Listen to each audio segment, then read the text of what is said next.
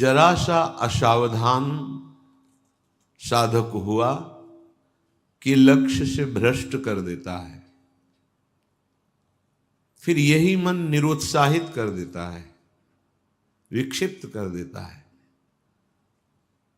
इसी के कथनानुसार चले तो इसी ने भ्रष्ट कर दिया।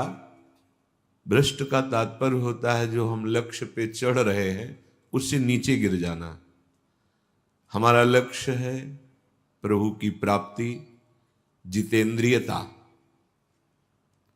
लेकिन ये मन कई तरह से हमें भ्रष्ट करता है। यदि हमारा किसी से कभी कैसा भी संबंध है, कभी ये प्रियता से भ्रष्ट करता है, कभी भय से भ्रष्ट करता है, सामने वाला प्रतिकूल न हो जाए, बहुत ये सावधानी की जरूरत है। ये कभी भय करके, कभी प्रियता दिखा करके प्रियालाल से विमुख मार्ग का अनुसरण करता है। फिर ये इतना जलाता है, इसी ने भ्रष्ट किया, इसी ने मार्ग से गिराया, और यही इतना जलाता है कि फिर निरुत्साहित कर देता है, भगवत मार्ग में चलने लायक नहीं रखता है। बहुत कृपा पात्र और सुजान उपासक वही है जो इस दुष्ट की दुष्टता को पहचानता रहे। बाहर कोई शत्रु नहीं है, बाहर कोई हमारा कुछ नहीं बिगाड़ सकता।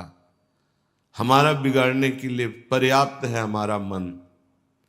ये मन ही दुर्दशा करे, मन ही इतना नीचता किए हुए है कि हम बार बार शास्त्र की बात सुनते हैं, बार बार सतमार्ग पर चलने का उत्साह बनाते हैं, और ये दुष्ट ऐसी चेष्टा कराएगा, ऐसा संकल्प बनाएगा, फिर गिराकर निरुत्साहित कर देगा। जहां रति कर रहा है मन वहीं लगा देता है। निराश नहीं होना, इसकी चाल को पकड़ो। ये दो प्रकार से फंसाता है, प्रियता और भय से। बहुत मनन की हुई बात है। भयभीत तो होना मत, क्योंकि निश्चय कर लो कि मरना है, तो इससे ज्यादा भय क्या दे सकता है। हमारी इज्जत श्यामा श्याम है, इससे भी भयभीत मत हो।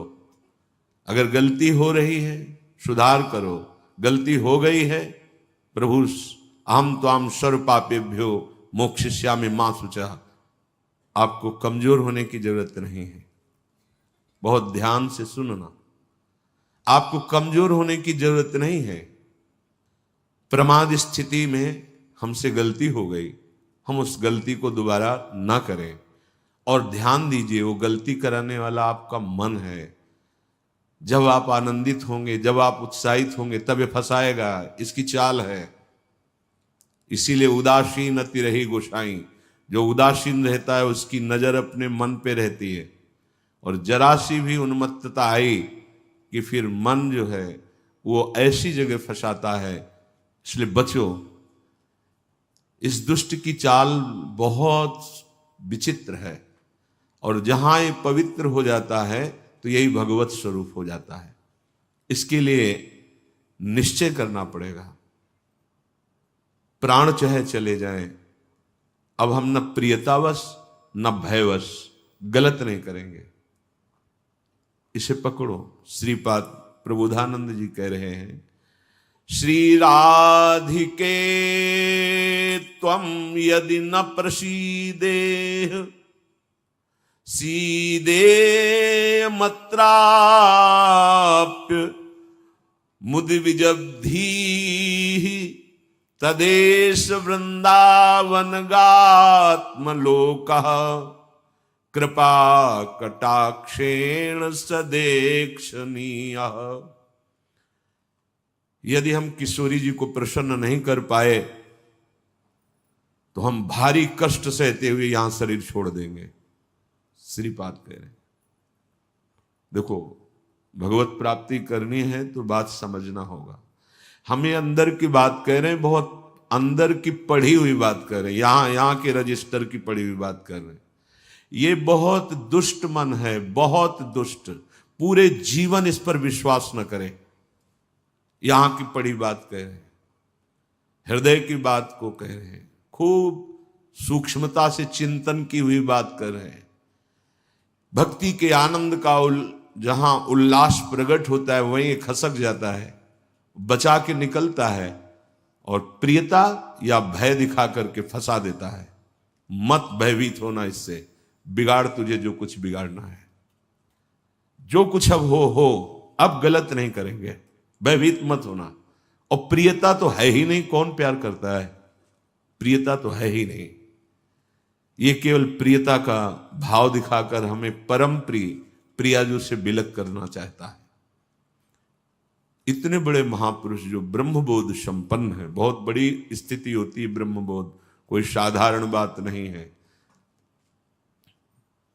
वो जब इस प्रेम रस मार्ग का रसास्वादन वृंदावन रस का हुआ तो वो उनको थोड़ी जरूरत रह गई अब प्रेम की। ये हमारे लिए श्लोक लिखा हुआ है। महापुरुष जन जो अपने अनुभव वर्णन करते हैं वो हमारे लिए वर्णन करते हैं। कह रहे श्री राधिके त्वम यदि न प्रसीदे, यदि मैं आपको प्रसन्न नहीं कर पाया इस जीवन में, तो कह रहे हैं आप बहुत कष्ट सहते हुए पीड़ित चित्त के द्वारा मैं अपना देहावसान कर दूंगा, देह छोड़ दूंगा, पर आपसे विपरीत आचरण नहीं करूंगा। बस यहां रुकना होगा, यहां पकड़ो, यहां बैठा लो हृदय में बात।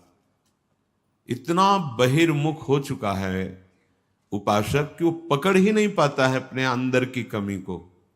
वो अंदर ही अंदर वो खोखला करके, निराश करके बस केवल जीने में लगा देता है।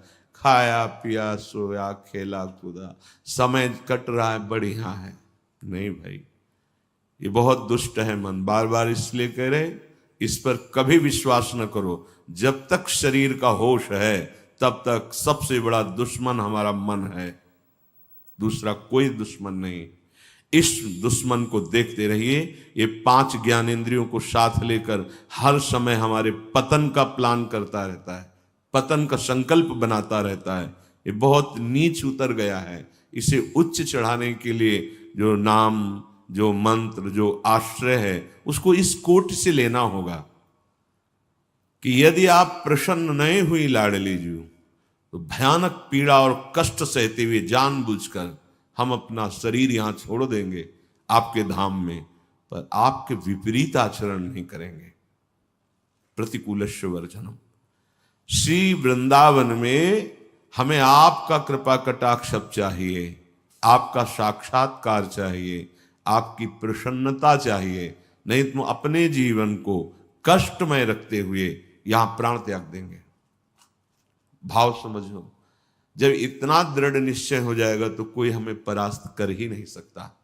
ये हमारा मन ही हमको परास्त करता है। एक बार नहीं, लाखों बार इसको देखा है।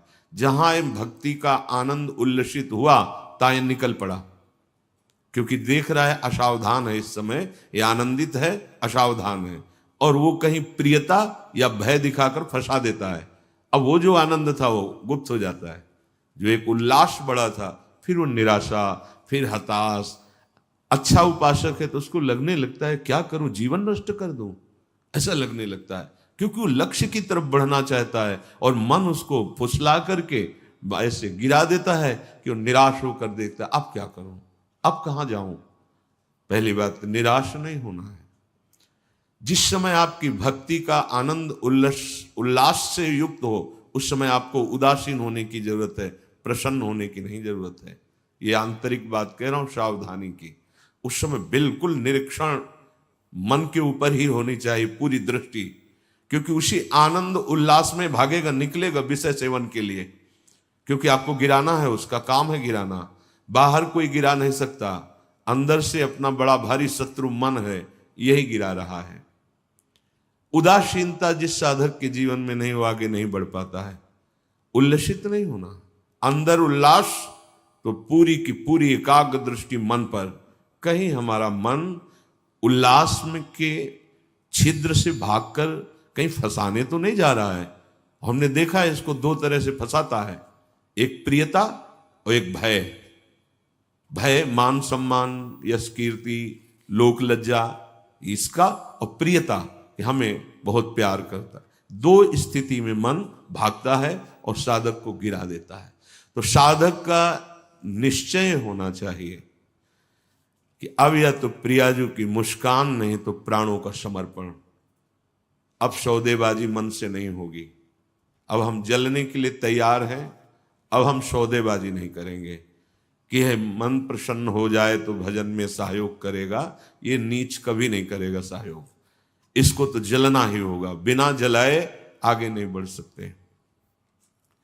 महापुरुषों ने कहा है कि यदि आप अपना जीवन प्रभु के चरणों में न्यौछावर करने के लिए तैयारी कर ली है, जैसा श्रीपाद कह रहे, ये न्यौछावर है कि या तो प्राण समर्पित कष्टपूर्वक हम शरीर, या फिर आप मुस्कुराओ। बीच में हम स्वीकार नहीं करेंगे इस मन की मनमानी आचरण। बहुत निकृष्ट है, बहुत रुलाया है, बहुत परास्त करता है। पूरा जीवन हो गया है इसको लगाते ही लगाते, तो इसको पढ़ पाए हैं कि हाँ ये है क्या चीज। बहुत नीच प्रवृत्ति है इसकी। एक क्षण तो ये वैराग्य की स्थिति में, एक क्षण में आपको लगेगा भगवत प्राप्ति की स्थिति, और एक क्षण में इतनी गंदी स्थिति पैदा कर देगा कि लगेगा अभी तक जीवन में कुछ हाथ ही नहीं आया। साधक की धज्जियां उड़ाता रहता है मन। और गुरु कृपा पात्र जो चाल इसकी समझ गया, हर चाल पे वही लगाम खींच दी, बच गया। नहीं, बहुत नीच प्रवृत्ति का है ये। अगर इसको समझ पाओगे तो आगे बढ़ पाओगे, नहीं तो निराशा पैदा करके भगवान से विमुख कर देता है। लाखों चलने वालों में कितनों को गिरा दिया, आगे बढ़ने लायक नहीं रखा। इसी मन का खेल है। तुम अपना जीवन प्रभु के चरणों में न्यौछावर कर दिए।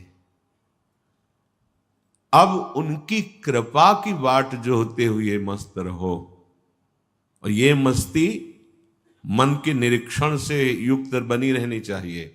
मन को ढील दिया ना जहां कि आज तो बहुत बढ़िया भजन हुआ, आज बहुत आनंद, वहीं निकल के फंसा देगा। यह अनुभव की बात है।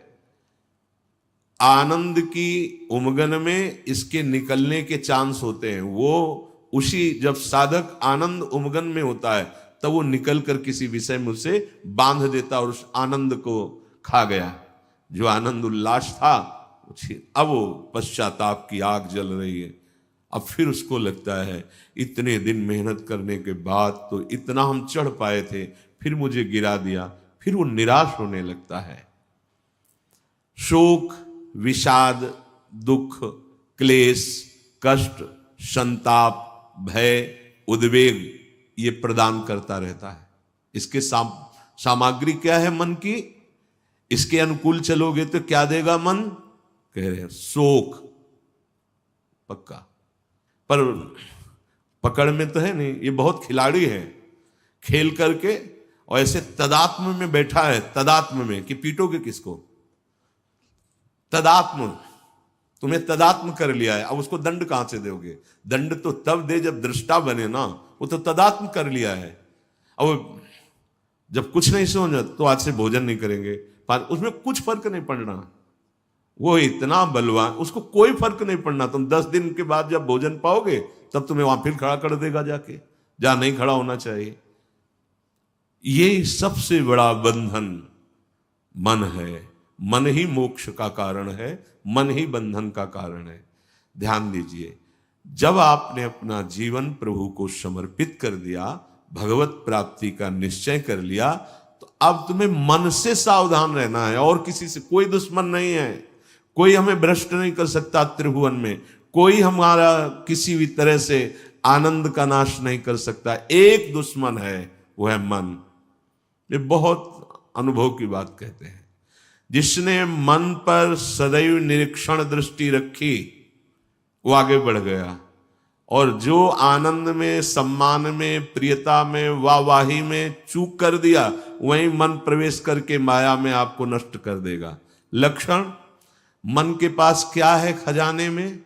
जब मन के आप अनुकूल चलेंगे, मन के अनुकूल, तो आपको क्या देगा?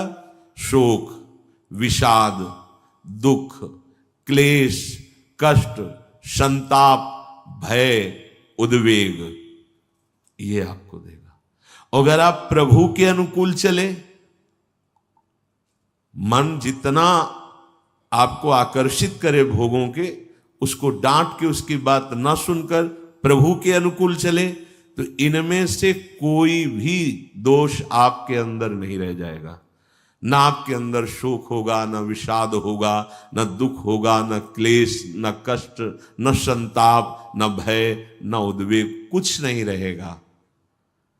निश्चय, ये बात निश्चय समझ लो, सारा का सारा मन का एक खेल है। जो सब दुखी हैं, सब परास्त हो रहे हैं, सब जल रहे हैं, उसका कारण मन है। ये मन प्रत्येक श्वास यदि अपने प्रभु के सुमिरन में अर्पण कर दी जाए और मन की बात ना मानी जाए, तो प्रसन्नता बढ़ने लगे। स्वाभाविक दो बातें कह रहे हैं। पहली बात तो हर श्वास में नाम जप चले। दूसरी बात, मन की बात नहीं माननी है। इससे लड़ना पड़ेगा। बिना लड़े कोई परमार्थ का योद्धा विजय श्री प्राप्त नहीं कर पाता, और ये बहुत रुलाता है, बहुत दुख देता है। यही प्रतिकूल हो जाता है। पहले फुसलाएगा आपको, तन्मय करेगा, इसे छू लेते हैं, इसे देख लेते हैं, इसे भोग लेते हैं, बड़ा सुख मिलेगा। और आपने यदि उसके अनुकूल कर लिया तो वही फिर शोक, विषाद, दुख, क्लेश, अशांति ये फेंकेगा। अब तन्मयता में वो तुम्हारे बैठ गया है, तुम उसको अपने तन्मयता में ले लिए, तो अब बाहरी दृष्टि रहती है, चलो फिर आज से अन्न नहीं खाते, आज से मौन हो। कुछ फर्क इस पर नहीं पड़ेगा तुम्हारे मौन से, तुम्हारे अन्न त्याग से। इस पर एक बात केवल, इसकी बात माननी नहीं है, बस। हम ये सब करके देखे हैं। कई वर्ष अन्न जुबान में नहीं, आलू गुड़ जो मिला गांव, कुछ फर्क इस पे नहीं पड़ता। ये सब करके देखा है। बस चतुर सावधान वही जो हर श्वास नाम जप करके इसके खिलाफ रहता है। अब देख लो इसकी खिलाफत करना कितना कठिन बात है। मनोवेग है ये। इस वेग को जो सह गया उसको महात्मा, टूट गया वही दुरात्मा बना देता है। बहुत निंदनीय आचरणों से युक्त है मन। आप देख लो, अगर इसको सुधारना चाहते तो इसके खिलाफ कमर कसनी पड़ेगी आपको। जबरदस्ती इसको भजन में लगाना पड़ेगा और इसकी बात नहीं माननी होगी। नाम में बड़ी सामर्थ्य है। मतलब ये जो हम कह रहे हैं, अब कैसे तुम्हें स्थिति कैसे बताएं, ये बड़ी ऊंचाई से गिरा देता है मन। ये कोई छोटी मोटी शक्ति नहीं है मन। इंद्रियाणाम मनश्चास्मि, ये भगवत स्वरूप है। ऐसा खेल रचा गया है माया का, ऐसा रचना रची गई कि अगर इसका सपोर्ट ना करो तो जीना मुश्किल है। ध्यान देकर देखो, सारा खेल तो इसी के अंतर्गत, और सपोर्ट करो तो जीना मुश्किल है। अब निकलो इस खेल से, निकलो तो परम पद मिल जाएगा। बस जिसने नाम जपा, हरिराम व्यास जी एक पद में कहते हैं, नियंता पतितन को हरि नाम। यही हमारे अंदर कमी हो रही है, इसीलिए हम हार रहे हैं मन से। हम इन सब बाहरी बातों को कोई महत्व नहीं देते। एक है, केवल एक, वही अनेक रूप रखकर तुम्हारे सामने आ रहा है, छुपा छुपी का खेल खेल रहा है। ये अगर मान सम्मान प्रतिष्ठा है, नाटक है माया का, कुछ इससे नहीं होने वाला।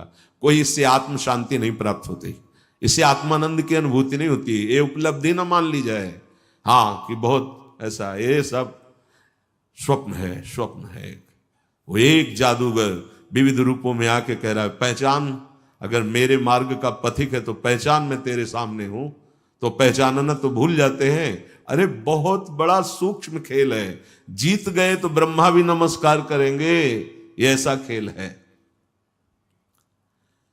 भगवत नाम में इतनी सामर्थ्य। हरिराम व्यास जी, नियंता पतितन को हरि नाम, उचरत ही मुंह कुचरत कलिको, खोज न राखत श्याम, नियंता पतितन को हरि नाम।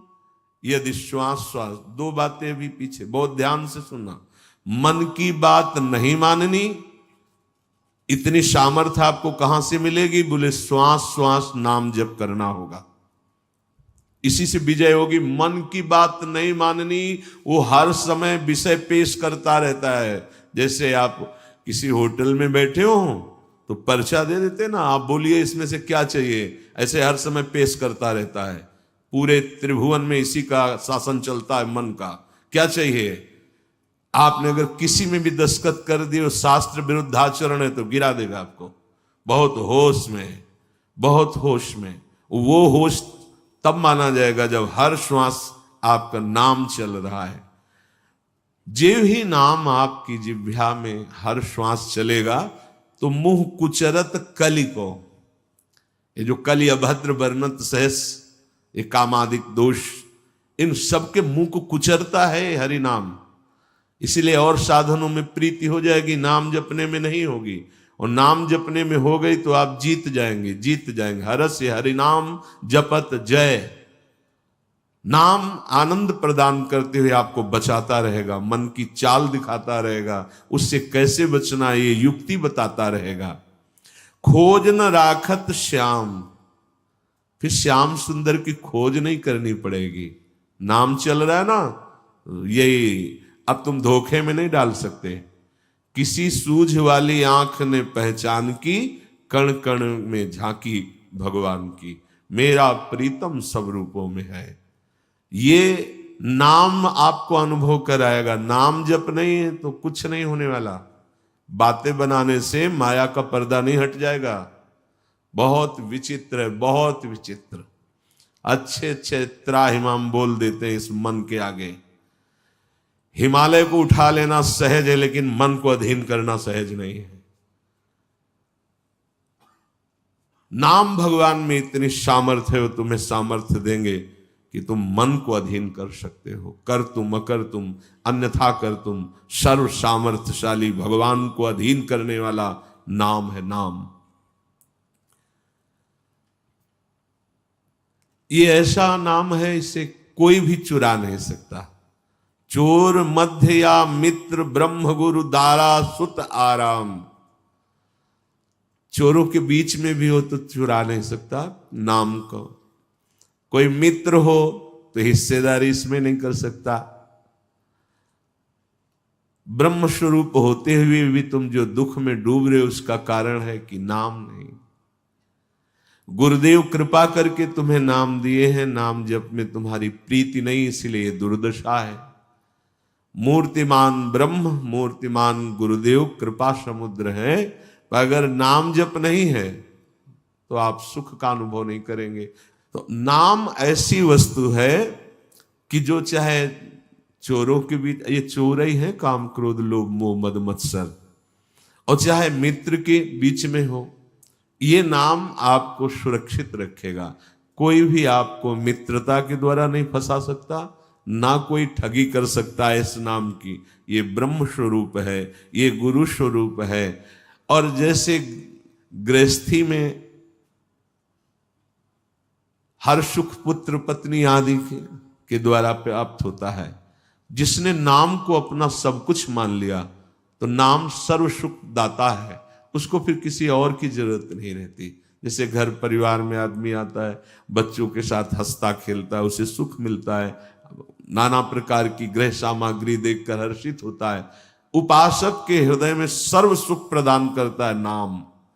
नाम नाम ही उसे पुत्र की तरह दुलार करता है, नाम ही पिता की तरह पालन करता है, नाम ही अद्भुत शांति प्रदान करता है। अघवंतन हरि बोलत ही भगवंत दियो निज धाम। चाहे जितना बड़ा कोई पापी हो, यदि हरि नाम उच्चारण करता है तो भगवान के धाम को प्राप्त होता है। पर बस ध्यान देना है, दो बातें, मन की माननी नहीं है और नाम छोड़ना नहीं है। अगर नाम जप कर रहे हो, ये अनुभव की बात कह रहा हूं, इसलिए कोई प्रश्न की गुंजाइश नहीं। और मन के अनुसार तुम आचरण करोगे और नाम जब भी कर रहे हो तो भी आनंद का अनुभव नहीं होगा। आगे चल के कल्याण हो, मंगल हो, इसमें हमें कोई संशय नहीं है, लेकिन वर्तमान में तुम जलोगे नाम जपते हुए भी। यदि मन के अनुसार चलोगे तो तुम्हें भगवदानंद का अनुभव कभी नहीं हो पाएगा। शरीर छूटने के बाद भगवान जैसे अजामिल को परम पद, वो बात अलग है, लेकिन वर्तमान में जीवन मुक्तता और आनंद का अनुभव मन की बात न मानने से होगा। ये जो मन हमें गलत सलाह दे रहा है, ये जो मन हमें भोगों में फंसा रहा है, आप चाहे जितना प्रयास करें, ये आनंद का अनुभव नहीं होने देगा। छाती की बात कहते हैं, किसी के पढ़े लिखे समझाने की बात नहीं, यहां की बात। अगर विषय सेवन मन के अनुसार हो रहा है तो साधन होने पर भी भगवदानंद का अनुभव नहीं होगा, नाम जपने पर भी भगवदानंद का अनुभव नहीं होगा।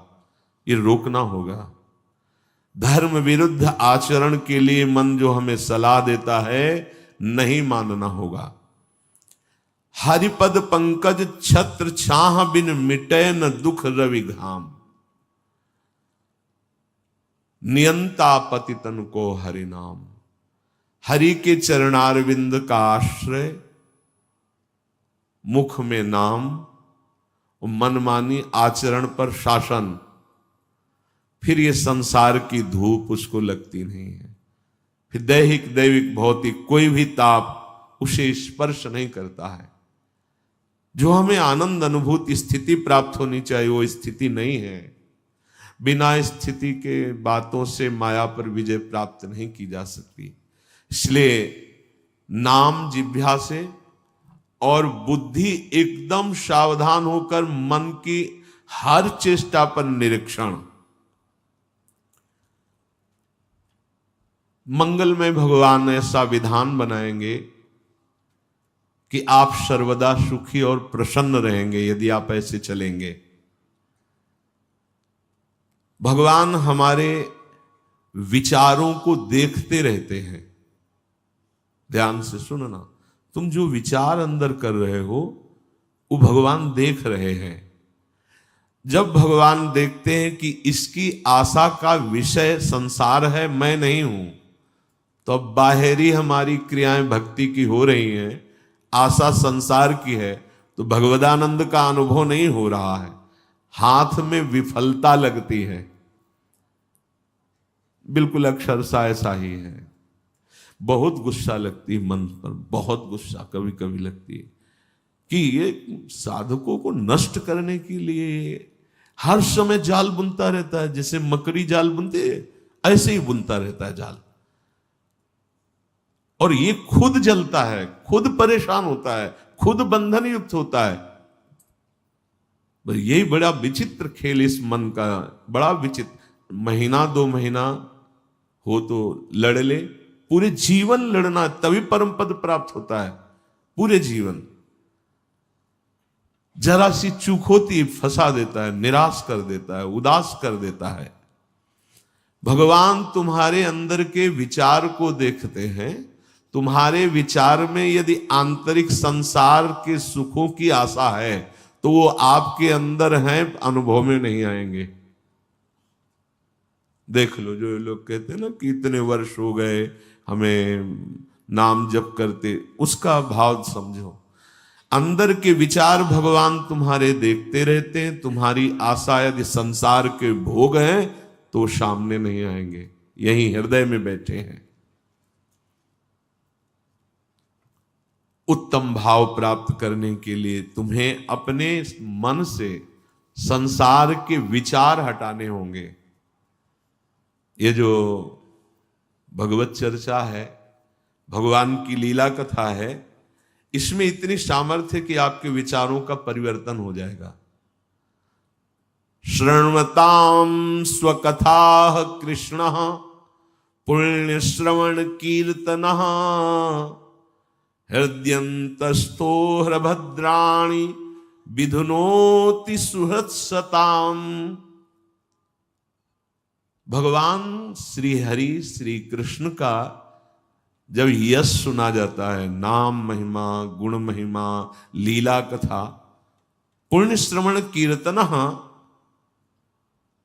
सताम साधूनाम सुहृत हितकारी भगवान श्री कृष्ण स्वकथा स्वकीय गुणानाम कथा श्रृण्वताम श्रवण परायणानाम अंतस्थ हृदय स्थिता। भगवान श्रवणेन्द्री के द्वारा जाकर उसके हृदय में स्थित हो जाते हैं। भगवान की कथा पुण्य श्रवण कीर्तना परम पुण्य प्रदान करने वाली है। जब हम कानों से भगवान की कथा सुनते हैं, नाम महिमा सुनते हैं, तो भगवान कानों से हमारे हृदय में